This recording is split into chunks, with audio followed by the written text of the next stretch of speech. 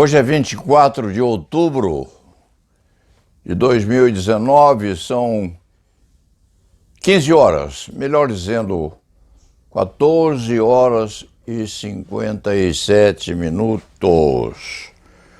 O cronista havia feito já a sua crônica habitual hoje de manhã, mas não a publicou. Volta do almoço agora, com melhor humor e reavaliando as premissas postas antes das 12 badaladas do meio-dia. E encontra a eminentíssima ministra Rosa Weber a proferir seu voto. Ainda não sabe como vai construí-lo, mas deixa de lado o computador e há de partir para uma veleidade, sim, para uma composição, dir-se-ia, mais light, captando da manifestação da ministra uma frase que atribui a Salvador Dalí, e que não é exatamente um ícone deste velho marinheiro do direito penal, mas é um inspirador artístico daquilo que este escriba queria ser e não chegou sequer a margear. A ministra Rosa Weber cita Salvador Dalí, compreendendo ou examinando as questões relativas a obras de arte, e diz Dalí que a verdade não está na obra, mas nos ânimos de quem a contempla. Em outros termos, a verdade de uma pintura não está na própria, mas sim está na interpretação e na animosidade de quem a vê. O escriba diz essas coisas também porque estava a examinar hoje de manhã o jornal Estado de São Paulo. E no jornal O Estado de São Paulo, na seção de arte, viu ou reviu fotos da Madonna, da Gioconda e de fotos outras de O Homem Vitruviano e do Salvator Mundi, também posto a vigiar, adivinha a obra de Salvador Dalí? Não. A obra de Leonardo da Vinci. Sim. O escriba, em certa época, olhando ou examinando a pintura da Gioconda, com aquele olhar enigmático, se pôs a pensar. Leonardo da Vinci escrevia da direita para a esquerda.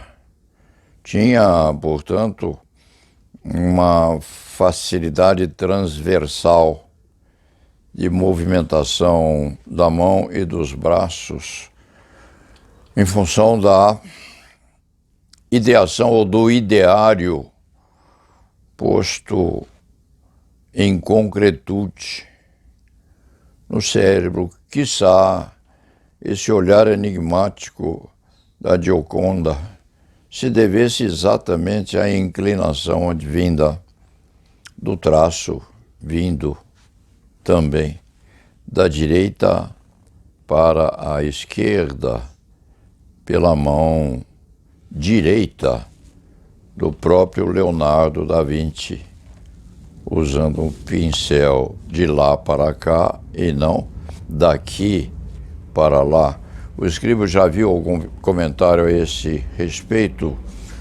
Provavelmente sim, estando aquilo tudo perdido na memória, mas, em princípio, é tão curioso na cabeça deste antigo escrivinhador o pensamento que lhe vinha lá atrás, que começou a tentar a escrever da direita para a esquerda, principalmente nas anotações que fazia durante audiências, num caderno Moleskine, assemelhado a esses 18 que estão cheios de manuscritos deste autor.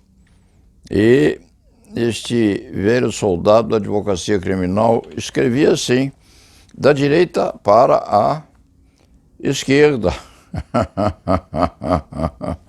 tentando imitar canhestramente aquele gênio da pintura universal. Conseguia-o às vezes, tanto assim que nas anotações que fazia durante a ouvida de testemunhas em audiências, o Ministério Público, o promotor público, olhava aquele caderno e não conseguia ler aquilo que estava rusticamente posto, porque o escrito vinha, conforme se disse, da direita para a esquerda. É óbvio que o escriba abandonou esta tentativa, porque nunca conseguiria levá-la a cabo eficientemente, mas isto vem a pelo sim, ao exame do jornal O Estado de São Paulo de hoje, caderno 2, que traz uma foto do quadro da Gioconda, da Mona Lisa, com aquele seu visual que nós nem mesmo sabemos para onde se dirigia, conforme o nosso ânimo. Daí, este velho escrivinhador ter parado de ver os votos que se avizinhavam depois nesse julgamento, que é um julgamento célebre em Brasília, e registrado este padrão posto pela eminentíssima ministra Rosa Weber sobre a pintura ser não aquilo que parece ser, mas aquilo que o ânimo do intérprete diz que ela deve ser. Em homenagem à eminentíssima ministra, este escriba traz também aqui abaixo as fotos de uma obra de Giorgione, Vênus Adormecida, com uma cópia feita anos depois, ou seja, em 1863, 300 anos depois quase, uma quase cópia feita por Edouard Manet, Olympia, pintura que também ficou ou se transformou em uma experienciação clássica entre as produções de Edouard Manet, Olympia e Giorgione. Quem vê essas duas pinturas vai vê-las de acordo com a interpretação de cada qual, conforme Daniel Arace ou Arace. Nada se vê. Curiosamente, já se percebe a consistência ou a consonância entre aquilo publicado concernentemente a Madonna de Leonardo da Vinci e a manifestação sublimemente curiosa e sofisticada da eminentíssima Rosa Weber. O escriba não vai reabrir o computador a saber como a sapientíssima ministra há de complementar o seu voto, mas já postou lá atrás, dias atrás, em que o resultado seria aquele que o escriba entendia que o seria. Havemos de ver se este antigo escriba do direito penal acertou ou não.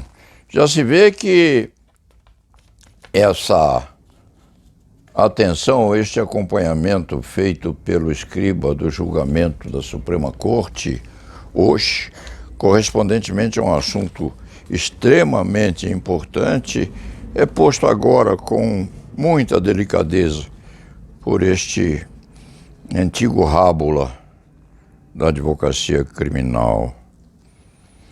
Giorgione, Vênus Adormecida, em 1508, Edouard Monet, Olympia, 1863. E para não se dizer que este escrivinhador parou no vazio sem complementação desta meia interpretação do julgamento de hoje pela Suprema Corte, este escriba põe uma terceira obra, que é uma tosca tentativa de captação daquilo que adveio do pincel competentíssimo do neto de Sigmund Freud, Julian Freud, correspondendo a também uma criatura, uma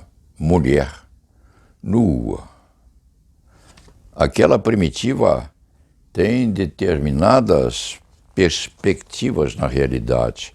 Esta que este escriba, sem o pretender, conseguiu ou pôde copiar, adivinhando a contextura da primordial ou da original, aquela também é posta aqui, justificando e até corroborando aquilo que a eminentíssima ministra Rosa Weber afirmou.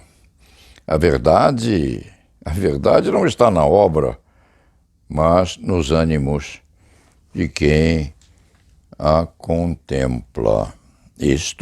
Esta vertente, esta afirmativa teria vindo de Salvador Dalí, um gênio louco, ou um louco genialmente produtivo para o futuro artístico e intelectual da humanidade. O resto é desejar que a predição deste escriba se contemple e se corrobore no final deste julgamento, e que sejam beneficiados não aqueles poucos que estão aparentemente em debate hoje, aqueles que estão sendo submetidos a Lava Jato e outras ações penais correlatas, não. Aqueles que, pobres, miseráveis, amulatados, negros, aquelas meretrizes, aqueles postos na angústia das nossas cadeias públicas vexaminosas. Esse julgamento de hoje não pode esquecê-los. E, com imenso respeito ao ministro Barroso, parece que até o momento nós só nos lembramos dessas milhares de criaturas infectadas em numeração, estatística, como se fossem tais prisioneiros. A numerologia do gado colocado dentro dos portais que os boiadeiros concretizam para a contenção desses animais sofridos. Dito isto, vamos trabalhar, porque, embora desejosos de poder complementar factualmente o exame do julgamento da Suprema Corte, hoje, que é importantíssimo, embora precisemos disso, há presos a soltar. Há necessidades de prisioneiros e de famílias a serem supridas. E entre a animosidade e a conveniência de assistir ao julgamento e as obrigações impostas pelo uso da beca, a segunda, a beca, tem predominância sobre o resto.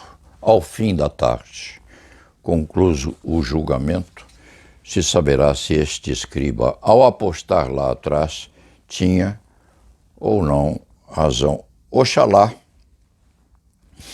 as deusas que presidem a libertação dos seres humanos, aquelas que contemplam a necessidade de sobrevivência das criaturas com plena oxigenação dos pulmões, aquelas deusas, aqueles anjos vestidos de branco, estejam a proteger, não esses réus nas lava-jatos da vida, mas aqueles infelizes que não têm como se defender convenientemente. E la nave va.